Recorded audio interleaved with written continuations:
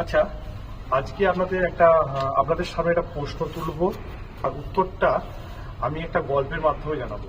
আচ্ছা, আপনারা জানেন কি গণতন্ত্র কি? আমরা যে পড়ি, আমরা গণতন্ত্র বা গণতান্ত্রিক রাজ্যে বাস করছি, গণতন্ত্রটা কি?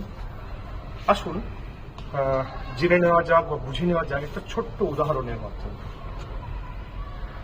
একটা হোস্টেলে যেখানে ছাত্রের সংখ্যা 100, তো হোস্টেল সুপার তাদের টিফিনের জন্য প্রতিদিন একটা জিনিসই বরাদ্দ করেছে, সেটা হচ্ছে একটা করে সিঙ্গারা।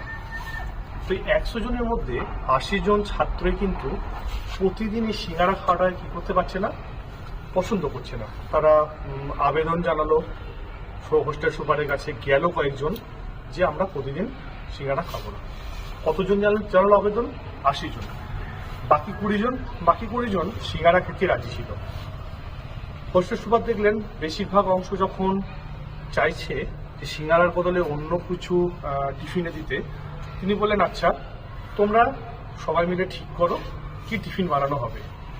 যে টিফিনের উপর সর্বাধিক ছেলে চাইবে, অর্থাৎ সর্বাধিক যে খাবারটার উপর ভোট পড়বে, সেই টিফিনটাই কাল থেকে তোমাদের দেওয়া হবে। সুপারিনটেন্ডেন্টের কথা অনুযায়ী সবাই কিন্তু কি করলো, একটা খাবারের লিস্ট বানানোর চেষ্টা করলো। সেখানে দেখা গেল 18টা ছেলে তারা লিখেছে তারা টিফিনে ডাল পুরি খেতে চায়। 16টা ছেলে লিখেছে তারা টিফিনে মুড়ির সাথে ঘুগনি জাতীয় খাবার বা মুড়ি ঘুগনি খেতে চায়। 11 জন ছেলে বলল তারা রোল খাবে। আচ্ছা, 10টা ছেলে বলল না, তারা টিফিনে চাউমিন খাবে। 8টা ছেলে বলল তারা ওসব কিছু খাবে না, তারা টিফিনেও যাতে আলু সিদ্ধ ভাত দেওয়া হয় সে ব্যবস্থা হোক, তারা গ্রাম থেকে এসছে। বাকি 80 জনের মধ্যে 5 জন বাকি ছিল, তারা বলল আমাদের ফল জাতীয় কিছু টিফিন দেওয়া হোক বা কলা দুধ মুড়ি এরকম কিছু দেওয়া হোক। তাহলে দেখো, সর্বাধিক 80 জনের মধ্যে 18 জন বলল ডাল পুরি খাবে। এই ক্ষেত্রেও দেখা গেল, দেখো 80 আর আগে 20 জন কি বলেছিল, তারা সিঙ্গারা খাবে, অর্থাৎ আগের খাবারটাই তারা খেতে রাজি ছিল। তাহলে ওই 20 জনই কিন্তু ভোটে জিতে গেল। এটাই গণতন্ত্র।